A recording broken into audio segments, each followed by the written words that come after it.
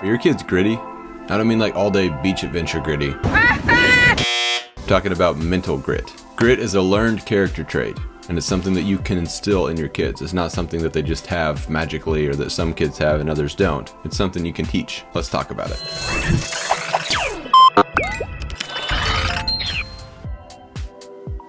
So what exactly is grit? The word grit may trigger thoughts of cowboys and hardened dudes. Probably has something to do with movies like True Grit and when we associate grit with cowboys. But grit is getting a new identity. It's being used more and more in the psychological sense. And that's what we're talking about today. Mental grit. Grit is defined as firmness of mind or spirit, unyielding courage in the face of hardship or danger. In psychology, we define grit as a positive, non-cognitive trait based on an individual's perseverance of effort combined with a passion for a particular long-term goal or end state, a powerful motivation to achieve an objective. And practically any article you research or see about grit is going to start with Angela Duckworth's research. She's the author of a book called Grit: The Power of Passion and Perseverance. She's been studying the idea for years. Sindra Kamphoff wrote somewhat of a sequel to that book. It's called Beyond Grit. I've read both and highly recommend both, and think that if you really want to instill grit in your kids, and if you want to instill grit in yourself and you just want to learn more about grit and this mental fortitude, read both of those books. Other than compassion and a charitable heart, grit may be the most important character trait that your child needs to learn. The most successful people in the world rarely did it on intelligence alone, and many of them will admit that they aren't the smartest, but grit is what separated them from the rest. This even applies in the creative field with artists and writers, musicians, is that the ones who had the grit that stuck with it, the discipline, achieved a lot more than the people who may have been more creative than they are, more talented than they are, smarter than they are, because grit was the most determining factor. So how is grit and perseverance taught? I'm going to give you 3 steps to instill grit in your kids, and anyone can do this. Step 1. Reframe failure. Your home is a safe place for your kids to fail, and you should be a safe person for your kids to fail in front of. Mistakes and failures are often the greatest teachers as long as we frame it that way for our kids. You don't have to use the common phrases you'll hear today like fail forward and things that kind of make this sound silly. You don't have to use phrases like that, even though that is true, and I think the idea is legitimate. You can just simply reframe failure. It's the simple act of instilling in your children that failure is a positive thing as long as you learn from it. And don't always step in and stop them before they have a chance to fail.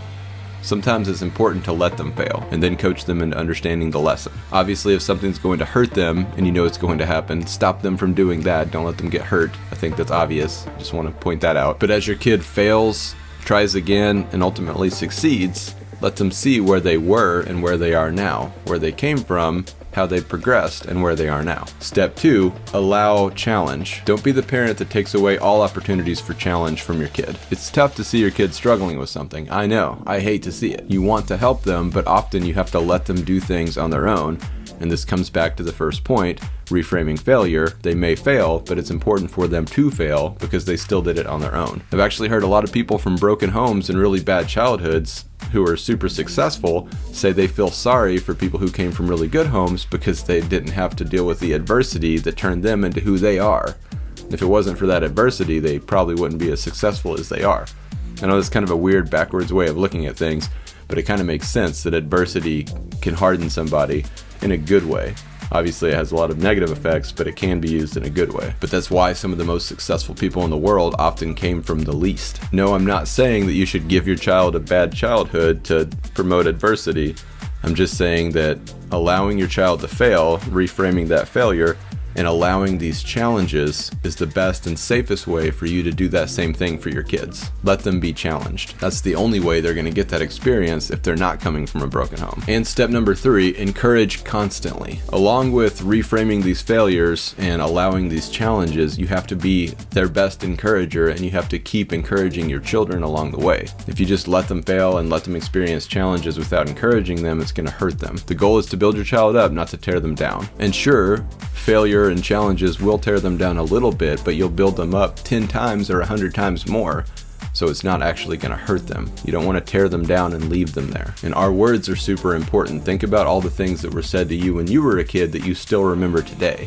whether positive or negative. Things that the person who said it might not remember, but you certainly do. I know I do. And we can't take our words back once they leave our mouths, so it's important that we say the right things, that we're intentional with our words, and that we speak positivity into our children's lives while we're encouraging them and while they're learning from this failure. Like I said, it's a 3-part process. Reframe failure, allow challenge, encourage constantly. If you follow the pattern, your child will see failure in a positive light, accept the challenge, fail, learn from failure, overcome obstacles, and fully accept your encouragement along the way. So what's the point of grit? When it comes to success, whatever that means for you and whatever it may mean for your child, grit is a big component of that. The ability to focus and achieve goals is not common. Grit is what separates the people who achieve from the people who simply don't do anything with their lives. So grit doesn't have to equate to rough or tough. It's mentally tough, but whenever we think of rough and tough in the common and traditional sense, it's not necessarily that. It's just mental fortitude, mental toughness. And while having thick skin is an important part of life, that's not even really what I'm promoting here. It's just the mental strength to see things through. Grit is a mental toughness, a true toughness. If we teach intentional living and deliberate practice, then we're teaching our kids and we're setting our kids up for a successful life, whatever that means. We're not just talking about money and business success. We're talking about success in all means of the word. Instilling grit is much easier said than done. I get that. Balancing love and protection while letting your kids learn hard-won lessons is not an easy thing to do. But this is the goal. This is what we're trying to achieve. And you're not going to be perfect and do this right every time.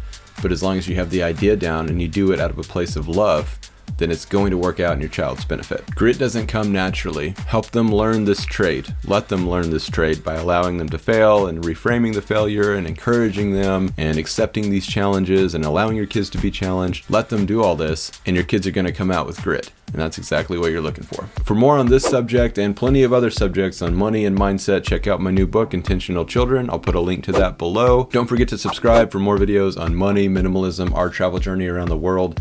That is all for today. I will see you next week.